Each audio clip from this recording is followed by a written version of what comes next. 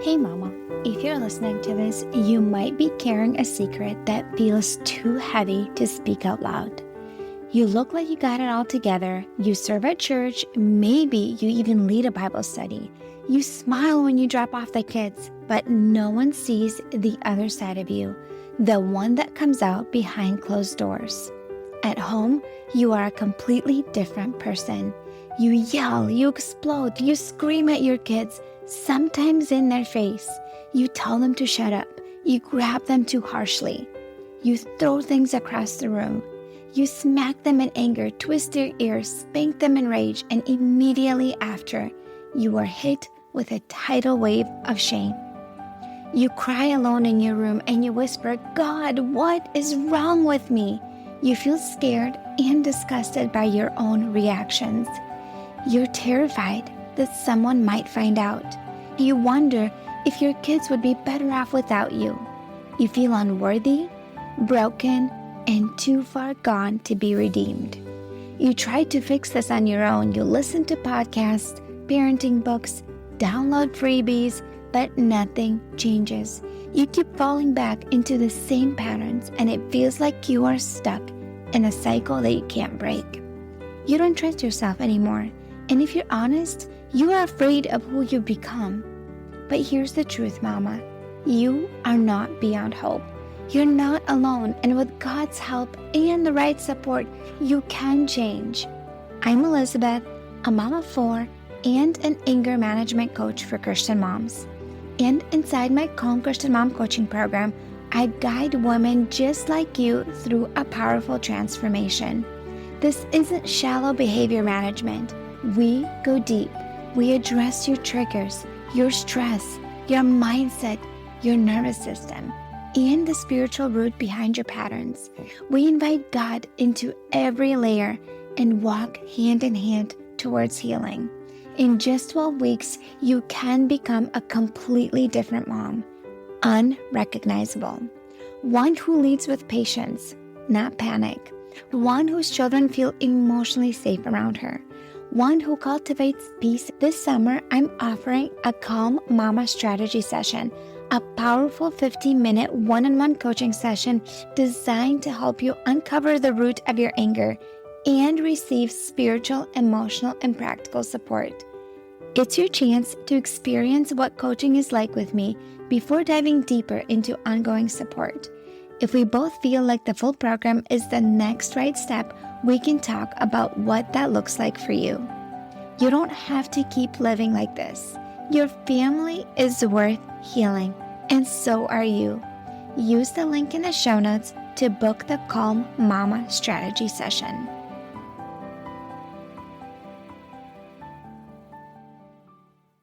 I want to ask you a question.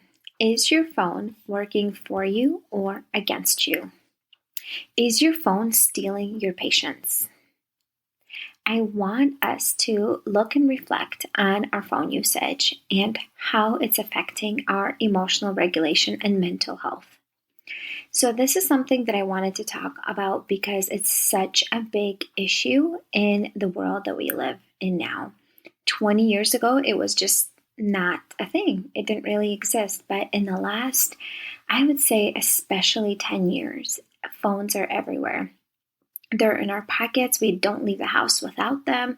They're with us when we go to the bathroom. They're with us everywhere we go, and we take them out every free second and just scroll on them. And I know that you probably relate to this, most of you, and maybe you even see your spouses do that. And that is part of my story. And I know that I've noticed that when I'm on my phone a lot, I do not respond in the ways that I want to respond. I react a lot more. I am a lot more snappy.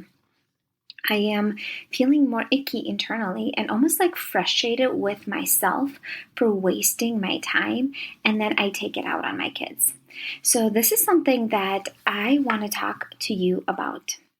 I want you to think about, do you wake up and grab your phone right away? I want you to understand that when you look at your phone right away in the morning, Your stress levels are already at its highest when you wake up. When you pick up your phone and you look at that blue light, it actually increases your stress levels.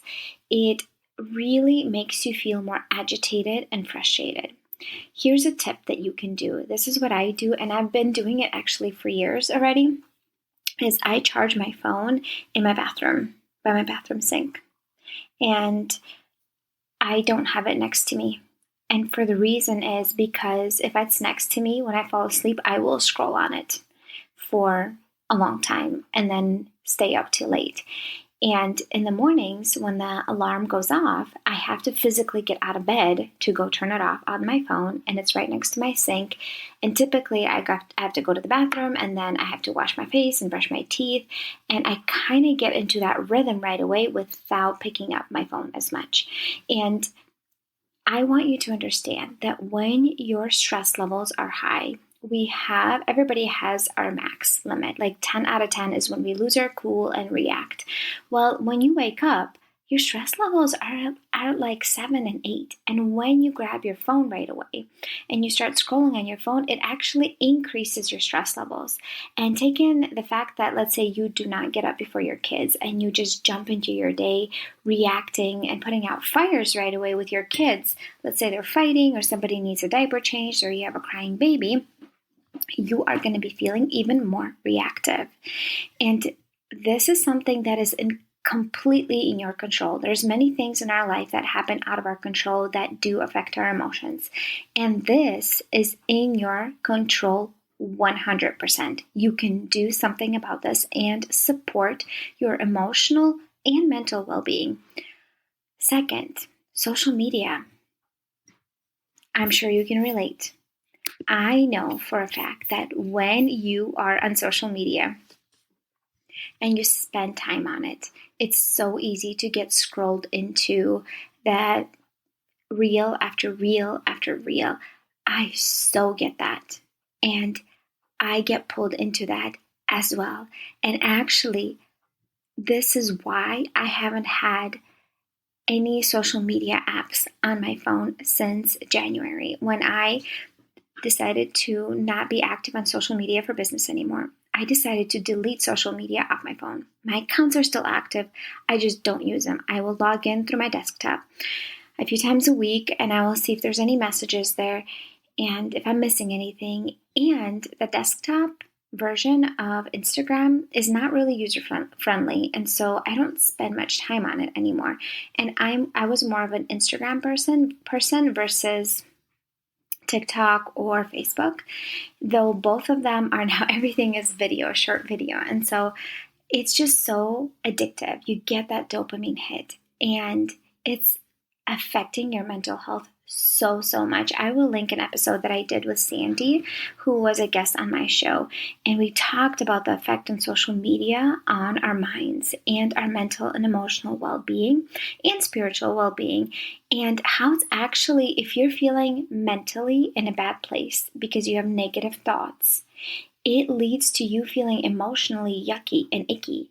And when you are feeling icky internally and feeling bad about yourself because you're comparing yourself with others, you feel less than, you feel like you're failing because you're not doing all the things the other moms are doing. And that leads to you feeling easily agitated and snappy and reactive and irritable and overstimulated. So as you can see, our phone oftentimes is not serving us, especially social media. Also, it's really hard to stick with good boundaries when you have social media on your phone. We end up picking up our phone and scrolling late at night and staying up way too late. I am sure you relate to that. You are not the only one. I've totally experienced that myself. And the boundaries that you can set is deleting the app off your phone. And you will realize that every time you pick up your phone, you're going to be looking subconsciously for that app. And you're like, oh, you're going to catch yourself realizing and help you be more aware that you are spending way more time on that app than you needed to. And you also will realize you have a lot more free time than you thought you did.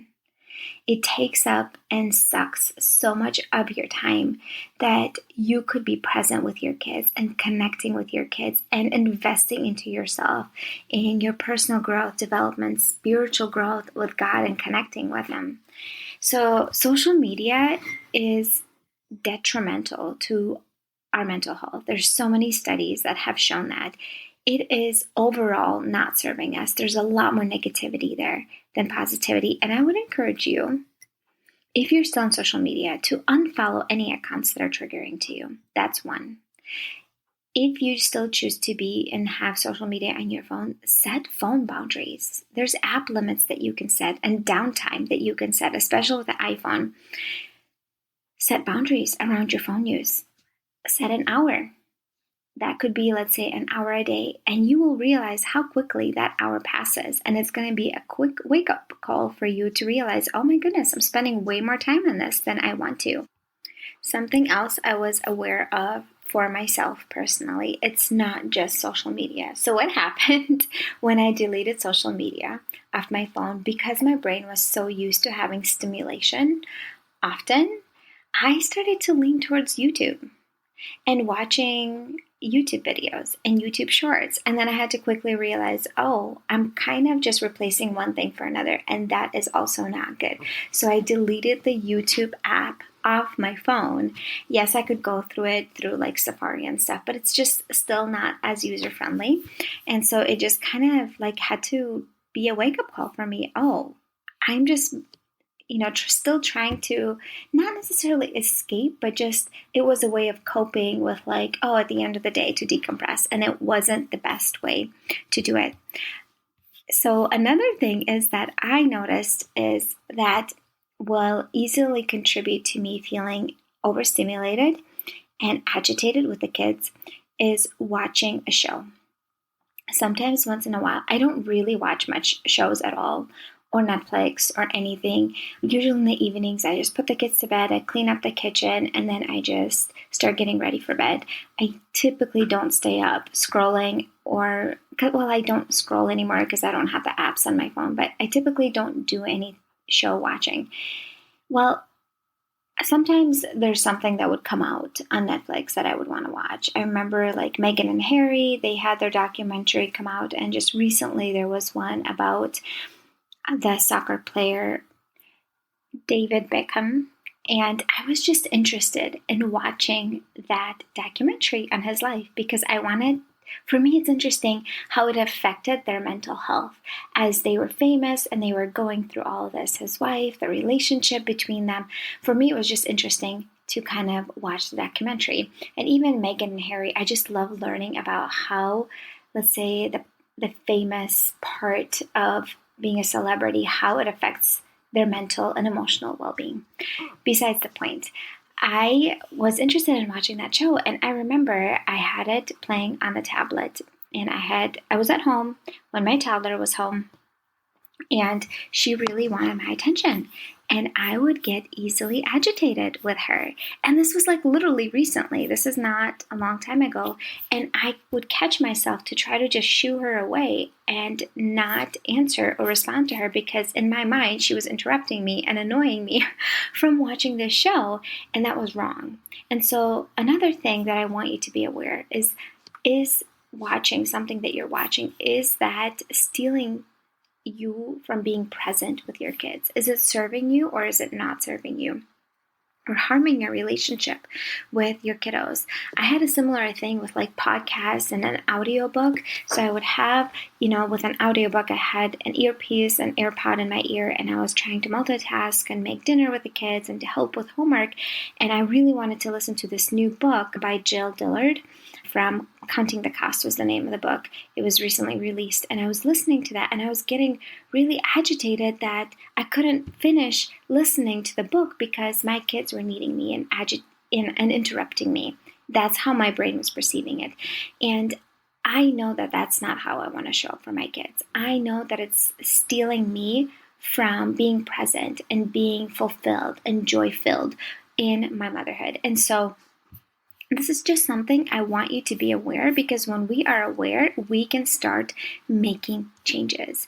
And something else that I did in a recent podcast episode that is going to serve you when it comes to your kids, quote unquote, interrupting you, and you feel agitated that they're not letting you do XYZ, watch a show or listen to a podcast or whatever. I remember I caught myself telling my husband that my kids won't let me watch the show. And I caught myself saying that, and I realized that that was wrong. My kids are way more important than that show. I can pause that show and come back to it, but I cannot go back and come back to my kids, to that present moment, and be available for them when they needed me. So when you have that thought, my kids won't let me, my kids are interrupting me, I would challenge you to see it from a different lens. My kids are more important than my phone, than social media, than scrolling on, TikTok. My kids are more important than watching this show. This matters to me. My kids matter more than this thing that I'm scrolling and looking at. And instead of my kids are interrupting me, I am pausing whatever I'm doing to be present with my kids. But I would also encourage you, just not be on your phone as much. I know it's easy to say, but it's hard to do. And I get it. And so here's my homework assignment for you that is going to be helpful for you to reflect on it. So grab your journal, and I want you to answer several questions. Number 1 is, how do I feel about my phone use? Actually do this assignment. This is the kind of work I have you do in my coaching container. You have reflection questions that you have to work through every single week for a reason. It helps you reflect at where you are now and what you need to do differently. And you make a plan what you're going to do differently. And you take action on that, and I keep you accountable on that. So, question 1, how do I feel about my phone use? Number 2, why do I normally go to my phone? Trying to escape something? If so, what am I trying to escape? Number 3, how do I want my phone to work for me instead of against me? And number 4, what changes do I need to make?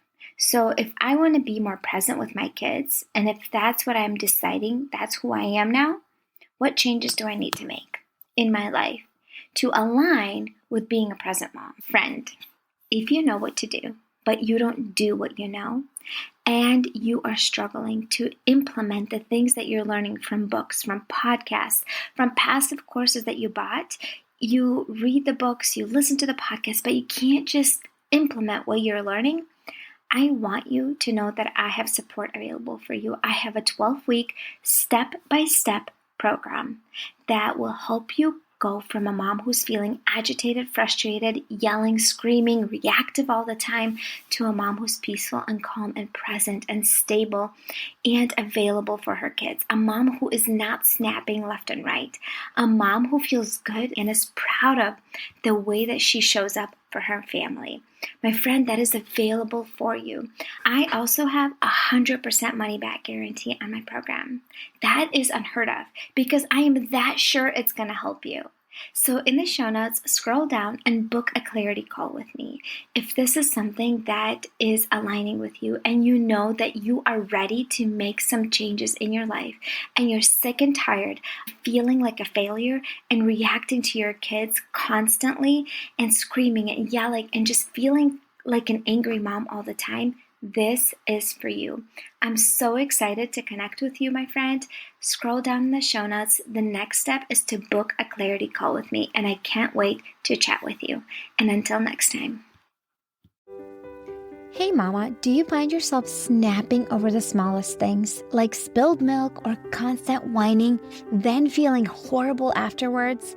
If you're tired of losing your temper and you want to show up with more patience, I have something for you. It's a free training called How to Be More Patient with Your Kids so you're not screaming over spilled milk. Inside, I'll walk you through 10 simple things you can start doing today to become a calmer, more Christ-like mom, even on the hard days. To get it for free, just leave a rating and review on Apple Podcasts and send a screenshot to hello@emotionallyhealthylegacy.com. Or if you'd rather skip the wait, you can grab it right now for just $27. The link is in the show notes. Let's help you become the peaceful, patient mom your kids need.